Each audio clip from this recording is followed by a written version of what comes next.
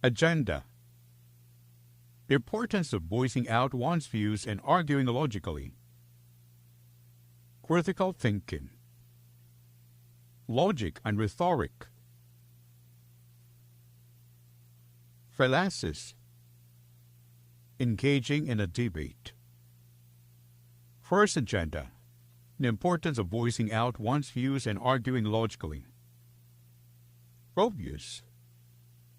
Your opinion reflects your worldview or the perspective you adopt in seeing a specific matter.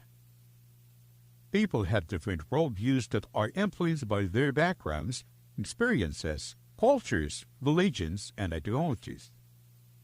They are also shaped by sets of personal beliefs, values, attitudes, and convictions. Example: parents may argue that playing video games on a school night is a waste of time and energy, but their teenage sons or daughters may see it as a way of relaxing after a stressful day.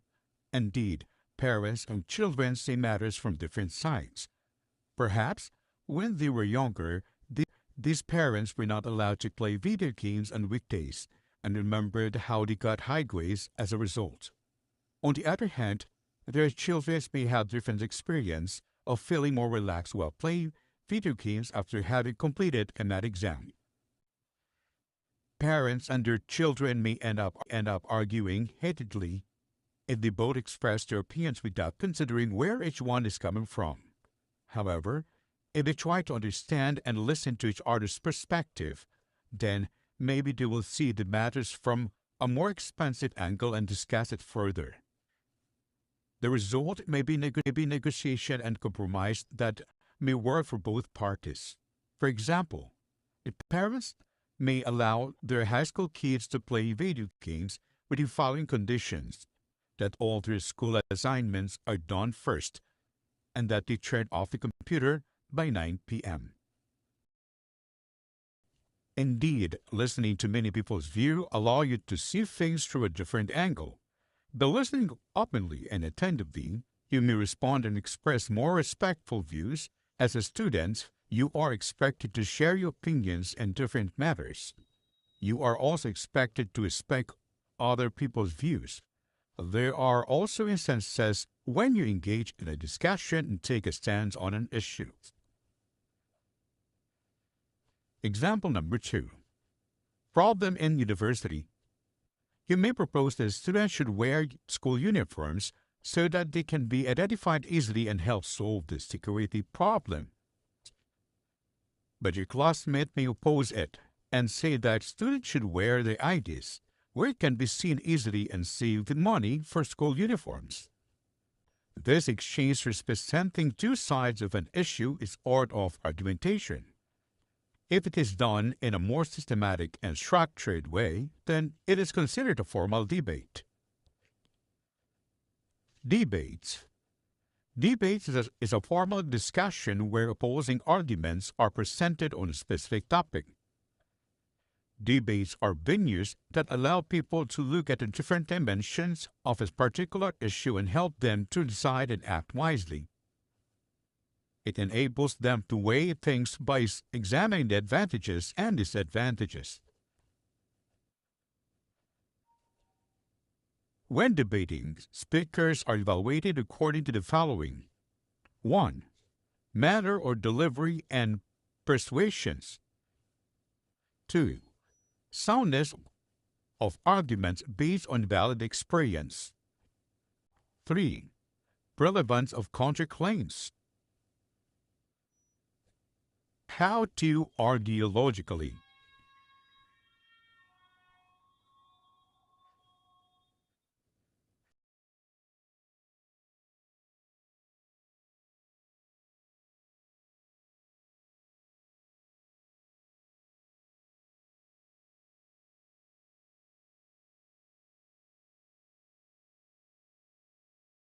One, examine an issue by doing relevant research on its different dimensions. 2. Choose the side you would like to support. 3. Formulate your argumentative thesis by identifying the general subject and a specific focus or controlling idea. 4. Present your arguments and their correspondence evidence. 5. Listen to your opponent's argument and weigh their evidence.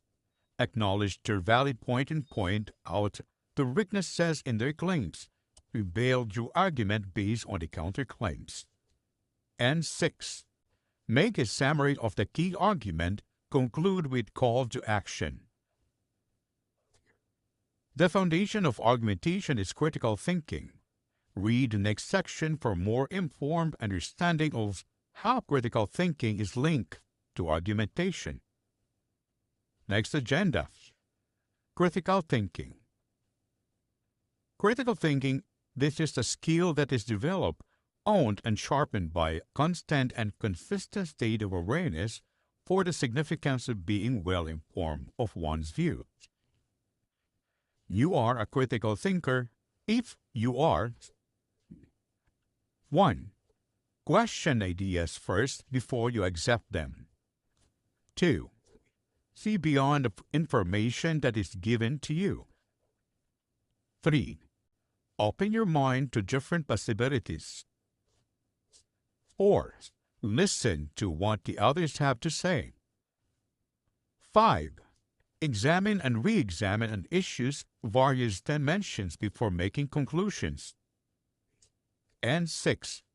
Substantiate your conclusions with valid and reliable proofs.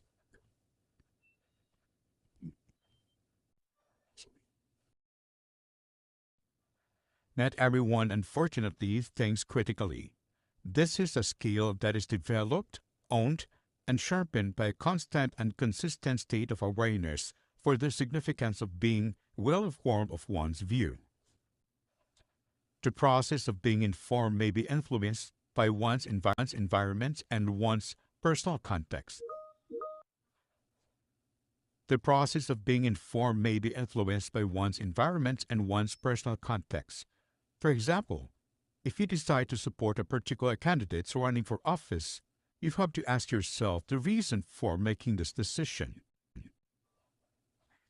If you say the candidate's sense of nationalism appeals to you, then you have to examine what evidence is available to support that this candidate does have a strong sense of nationalism. Have you checked his or her record for accomplishment? Have you read credible articles that indicate the candidate's integrity and sense of service? Or perhaps the sleek and entertaining web ads that show the candidate's rating from constitutions convince you? Perhaps your favorite uncle support these candidates? Or maybe you have seen photos of these candidates with your favorite celebrities who have been known to promote Philippine cultures and arts. Surely, this candidate is worth your vote. Next agenda. Logic and rhetoric.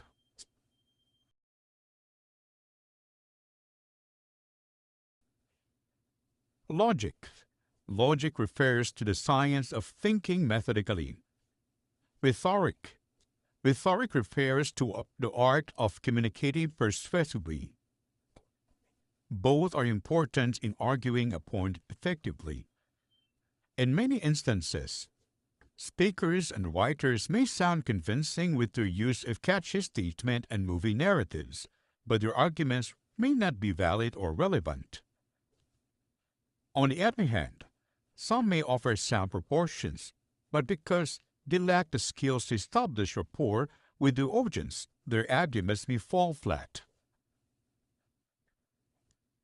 However, some of them are unable to offer concrete and feasible solutions to current problems because they lack the ability to reason critically. This brings us to another significant process in critical thinking, the skill of reasoning. Consider the following sample arguments: deductive reasoning and inductive reasoning. Deductive reasoning. We have sample A. The premises: air pollution is a big problem that should be reduced in University A. Smoking cigarettes is a major cause of air pollution. The conclusion claims are the thesis. Therefore, smoking should be banned in University A. That means you arrive at a conclusion based on a general idea, which is the need to reduce air pollution, and that leads to a more specific idea that may cause of air pollution. While inductive reasoning, we have sample B. Premises. Leading companies across the globe hire many university graduates.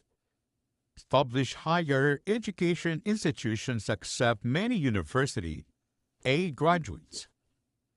Conclusion claims or thesis. Therefore, University A produced top-quality graduates. On the other hand, is used in second example, if you look at its specific details such as trends and illustration, and use them as the basis of your conclusion, then you are thinking inductively.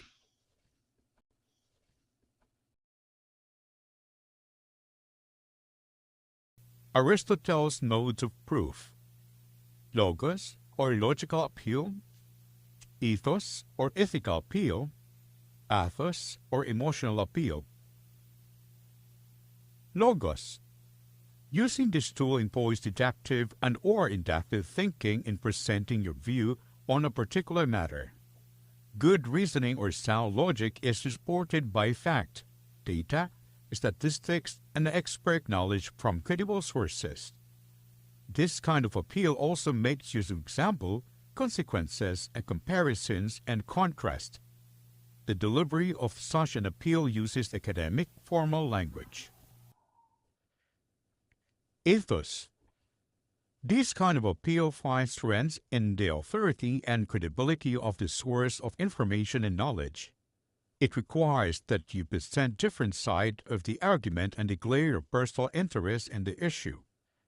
By doing this, you are establishing your qualities of trustworthiness and reliability because you are certain that you are aware of the issue's different dimensions. This kind of appeal uses language that is suitable for a particular audience. Pathos. To illustrate your point and support your arguments, you can involve your audience by sharing specific narratives that can move them. Emotions allow readers and listeners to identify with real people who have gone through similar stories of conflict and triumph. The use of rhetorical and figurative speech are also used to catch attention and provoke insight about an issue. Language that evokes strong feelings is used in this kind of appeal. Those are Aristotle's modes of proof. Next agenda: fallacies. Fallacies are statements that reflect flaws and inconsistencies in your reasoning. In developing your arguments, you may use a combination of logos, ethos, and pathos. However, you have to be careful in phrasing your arguments to avoid weakening them with fallacies or erroneous statement. When you do research to substantiate your arguments, you have to be careful in evaluating the information that you gathered. The next session identify and define some type of fallacies that may ruin your case. We have 1. Generalization. If you base your conclusion on some cases but the evidence is based on the general and partial assumption, you are giving a hasty generalization. For example, if you claim that politicians are corrupt, you are suggesting that all of them are corrupt. You may have based your conclusion on one story you had heard or on general perception that politicians engage in malicious ideas. If it is based on a few examples, then it can be a valid conclusion because you have not surveyed all politicians. Therefore, you need to qualify your statement. You may say that many people tend to perceive politicians as corrupt, or that many politicians are known to be corrupt, or politicians in general are considered corrupt. These qualifiers may tend to, in general, considered make your statement more valid. 2. After it is, therefore, because of this, I got a perfect score in math. because I ate peanut for breakfast.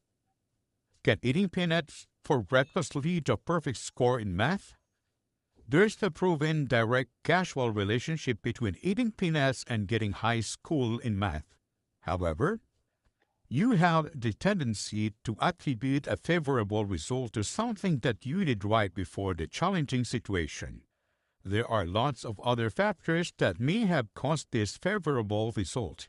Therefore, when you examine cause-effect situations, consider all the logical and relevant factors that may have brought the results. 3. This fallacy is revealed when you jump to conclusions. For example, it does not follow that just because your favorite team won today's game, will you be champions for the reason. Another example is that just because an anti-dengue campaign worked in one region, it will work to all regions. It also does not follow that just because a fundraising campaign for typhoon survivors was completed, the whole community will improve. Remember that one incident may not necessarily lead to another. 4. Attacking a person's character to win an argument is not a valid way of understanding and resolving an issue. For example, if you claim that a student you are debating with has no right to talk about divorce because he comes from a broken family, then you are making an attack on the person. Developing an argument means focusing on the dimensions of an issue and a relevant proposition. Describing an individual's character is not part of a sound and valid argument. An argument that is against a person is blinded by prejudice and discrimination against ethnicity, gender, age, religion, and/or ability. This kind of argument only results in demeaning a person or a community rather than coming to a more informed, respectful, and constructive stance toward an issue. 5. Imagine the scene. You arrive in school and will realize that you have forgotten to bring your final essay in world history. You approach your teacher with a plan to appeal your situation despite knowing the class policy on late submissions. You tell her that you run all the way from your dorm, not minding the distance, the heat of the sun, and the heavy weight of books in your bags so that you would not be late for the attendance. You are exhausted, but you wanted to be present for class even you forgot your paper. You ask your teacher as you wipe away the sweat on your forehead if she can look past your folds. You hope that she will emphasize with your condition. This manner of argument uses emotions to convince people to accept your instance. Next agenda, engaging in a debate. In a formal and structured debate, there are two sides that tackle the specific issue. 1. The affirmative side, and 2. Point by point. The affirmative side. The affirmative side proposes a change in current system or status quo through a specific policy. Example, divorce. If divorce is not allowed in a specific country such as the Philippines, then the affirmative side has the burden of proving that current system is not beneficial to all, that there is a way of improving it. They may propose the legalization of divorce to address current social problems. The negative side, on the other hand, defends the status quo, opposes the proposition of the affirmative side, and points out the flaws in the proposition. Point by point. Example, divorce.